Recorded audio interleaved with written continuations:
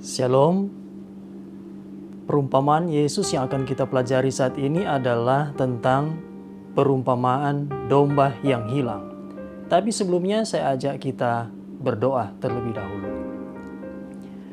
Bapa di sorga, saat ini kami kembali hendak mempelajari pelajaran-pelajaran rohani lewat kitab suci. Biarlah Roh Kudus Tuhan akan terus menuntun kami. Di dalam nama Yesus Kristus. Amin. Pelajaran kita pada saat ini diambil dari catatan Injil Lukas pasal 15 ayat 1 sampai ayatnya yang ke-7.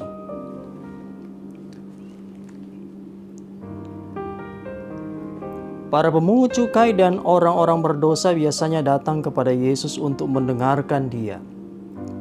Maka bersungut-sungutlah orang-orang Farisi dan ahli-ahli Taurat, katanya, ia menerima orang-orang berdosa dan makan bersama-sama dengan mereka. Lalu ia mengatakan perumpamaan ini kepada mereka.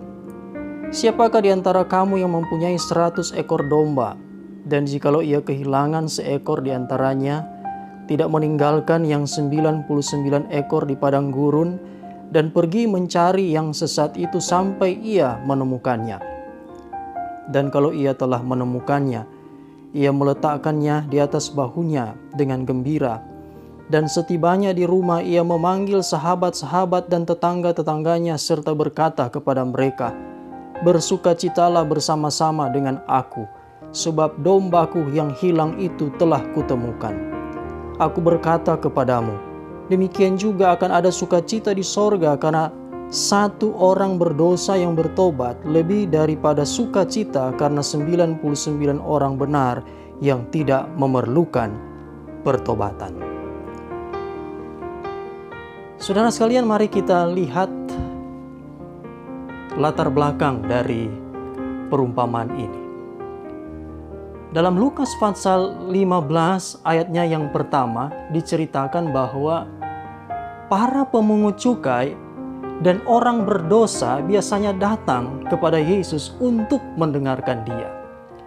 Kemudian pada ayat yang kedua diceritakan bahwa pada saat pemungut cukai dan orang-orang berdosa mengelilingi Yesus, maka ahli-ahli Taurat menyatakan ketidaksenangan mereka dengan bersungut-sungut sambil berkata, ia atau Yesus menerima orang berdosa. Bahkan Yesus makan bersama-sama dengan mereka. Jadi saat itu orang-orang Farisi dan ahli-ahli Taurat menuduh dan menyindir Yesus bahwa Yesus suka bersahabat dengan orang berdosa, orang keji, bahwa Yesus tidak peduli dengan kejahatan orang-orang berdosa itu.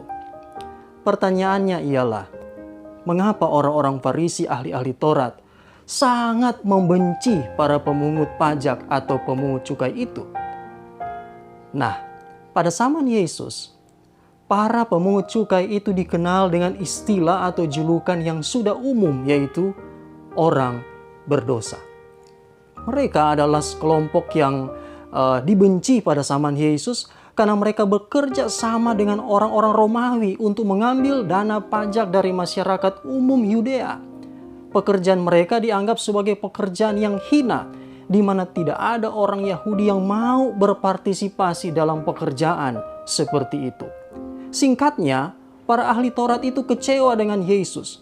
Mereka berang, mereka tidak setuju dengan cara Yesus itu.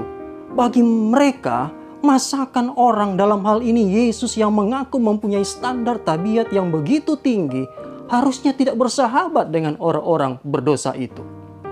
Di depan mata mereka, Yesus bekerja di tengah-tengah segala lapisan masyarakat. Bagi ahli Taurat, hal itu tidak tepat. Jika Yesus adalah nabi yang benar, harusnya Yesus menyesuaikan diri dan tidak harus bersama mereka seperti yang dilakukan oleh para ahli Taurat itu. Bagi para ahli Taurat, orang Farisi, mereka itu adalah orang yang tidak perlu diperhatikan. Lagi pula mereka itu, para pemungut cukai, tidak pernah kelihatan di bait Allah. Orang-orang Farisi dan ahli-ahli Taurat saat itu, di mulut mereka penuh dengan kata-kata tuduhan, hinaan, bahkan kutukan, tidak berbanding lurus dengan ilmu keagamaan mereka. Orang-orang Farisi, para ahli Taurat, selalu belajar dari gulungan-gulungan naskah kitab suci dan menjadi kebanggaan bagi mereka karena mereka mampu mempelajarinya dan dapat memberi penjelasan. Namun sayang, kebanggaan mereka itu hanya sampai di teori, tetapi jauh dari praktiknya. Pada kondisi seperti itulah, Yesus kemudian menyatakan perumpamaan ini kepada mereka. Itulah sedikit gambaran yang melatar belakangi perumpamaan atau cerita tentang domba yang hilang ini. Mari kita lihat ayat yang keempat. Siapakah di antara kamu yang mempunyai 100 ekor domba? Dan jikalau ia kehilangan seekor di antaranya, tidak meninggalkan yang 99 ekor di padang gurun dan pergi mencari yang sesat itu sampai ia menemukannya? Jika kita perhatikan perumpamaan ini, Yesus tidak mengingatkan para pendengarnya mengenai apa yang dikatakan dari kitab suci. Tetapi sebaliknya, Yesus meminta mereka memberikan kesaksian dan pengalaman mereka sendiri. Perhatikan bahwa Yesus memulaikan dengan pertanyaan, siapakah di antara kamu yang mempunyai 100 ekor domba? Dan jikalau ia kehilangan seekor di antaranya, tidak meninggalkan yang 99 ekor di padang gurun dan pergi mencari yang sesat itu sampai menemukannya. Sedikit gambaran tentang lokasi makan ternak domba di Israel. Di sebelah timur Yordan terdapat lembah-lembah yang merupakan hamparan rerumputan hijau bagi kawanan domba. Untuk sampai ke hamparan rerumputan hijau itu, sang gembala akan menuntun domba-dombanya itu melalui bukit-bukit pepohonan yang indah, pergi dan kembali. Dan biasanya saudara sekalian, pada saat gembala ini menuntun domba-domba itu pergi ke padang yang berumput hijau tersebut, terkadang ada saja domba yang kemudian tersesat. Ada domba yang tersesat. Nah, dan tahukah saudara bahwa domba yang biasanya tersesat itu adalah domba yang bagaimana? Biasanya saudara sekalian, domba yang tersesat biasanya adalah domba yang paling lemah. Karena pada saat ia tersesat, ia tahu ia tersesat, tapi tidak tahu jalan untuk kembali. Satu-satunya jalan untuk kembali hanyalah dari pertolongan gembalanya. Dan dengan segera, tidak berlambatan, ketika sang gembala menyadari bahwa ada domba yang tersesat, maka gembala akan tinggalkan kawanan domba lainnya yang sudah berada di padang tersebut dan akan pergi mencari domba yang telah tersesat itu. Dan saudaraku, dalam usaha mencari itu, sang gembala akan berlomba dengan waktu. Karena semakin lama ia tidak menemukan domba tersebut, maka kondisi akan semakin gelap, akan semakin kesulitan. Dan biasanya angin di malam hari itu ganas, bahkan seperti badai. Ditambah lagi jalan akan semakin berbahaya. Maka semakin besar kegelisahan gembala itu, sehingga ia harus semakin tekun untuk mencari. Ia akan kerahkan segala kemampuannya mencari domba yang hilang itu. Betapa lega hati sang gembala pada saat pertama kali ia mendengar, tidak seberapa jauh dari posisi ia mencari, ada suara mengembik samar-samar. Sambil mengikuti arah suara yang terdengar itu, tidak jarang gembala akan menaiki tebing-tebing yang terjal. Dan untuk mencapai tebing itu, artinya sang gembala akan mempertaruhkan nyawanya sendiri demi menemukan domba yang dicarinya itu sampai bisa ditemukan. Pada saat domba ditemukan, gembala tidak akan memarahinya karena telah menyebabkan banyak kesulitan bagi sang gembala. Gembala juga tidak akan memukulnya dengan cambuk, tetapi sebaliknya Dengan sukacita, sang gembala akan mengangkat domba yang gemetar itu dan memikulnya di atas bahunya. Itulah yang digambarkan pada ayat yang kelima dalam Lukas pasal 15 ayat 5. Dan kalau ia telah menemukannya, ia meletakkannya di atas bahunya dengan gembira. Jika didapatinya bahwa domba itu terluka dan cedera, ia merangkulnya dalam lengannya dan merapatkannya keribaannya, sehingga kehangatan dari hatinya sendiri dapat memberikan kehidupan. Dengan penuh rasa syukur bahwa pencariannya tidak sia-sia, sang gembala akan membawa domba yang tersesat itu kembali bersama dengan kawanan domba lainnya, kembali ke kandang bersatu dengan kawanan lainnya. Saudara sekalian, konsep orang Yahudi, para ahli Taurat, orang Farisi, mereka mengajarkan bahwa sebelum kasih Allah disampaikan kepada orang berdosa, maka orang berdosa harus bertobat terlebih dahulu.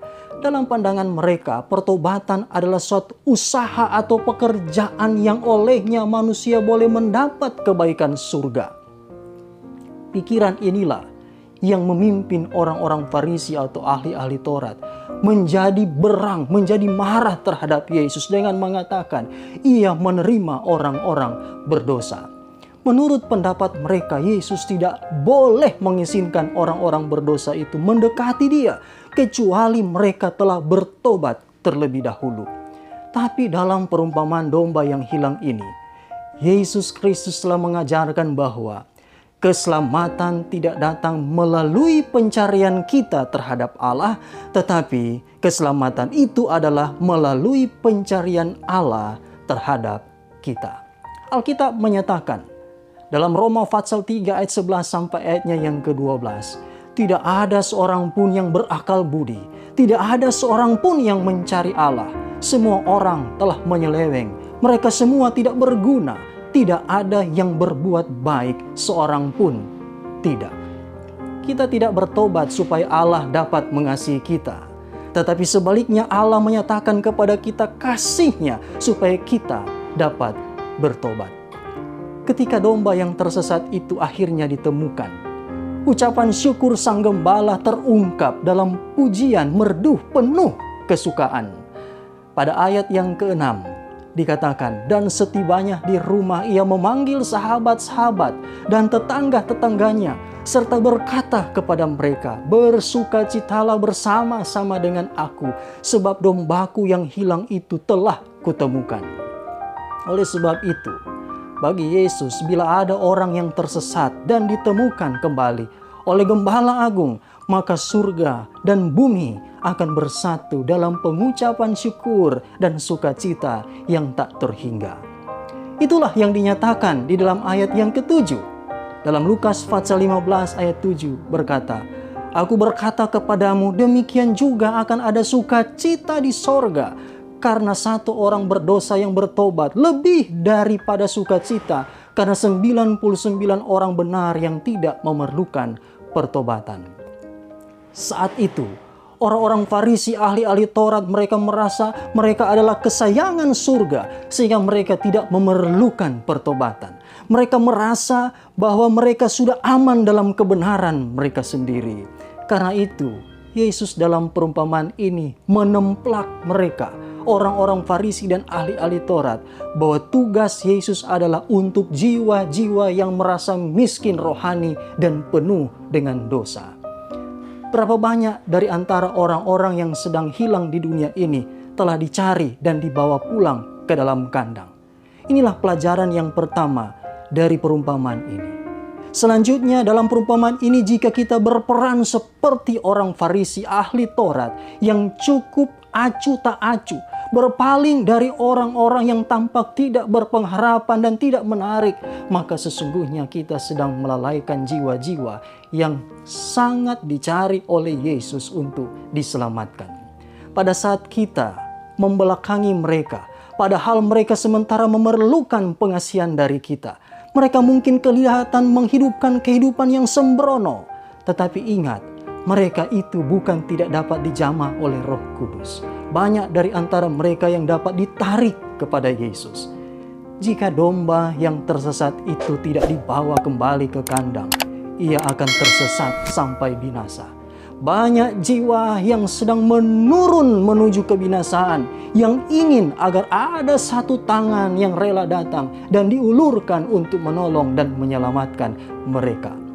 Malaikat-malaikat sangat menaruh kasihan terhadap mereka.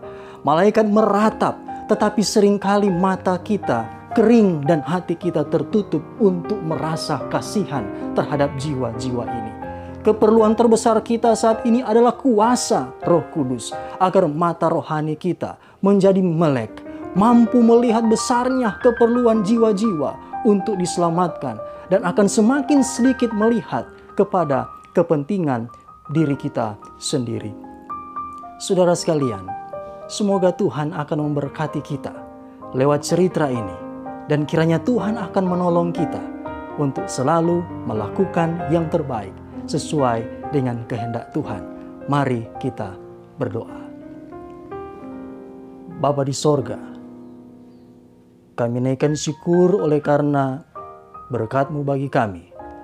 Boleh kembali belajar pelajaran rohani saat ini lewat kitab suci ini. Biarlah pelajaran rohani ini boleh memberkati kami semua.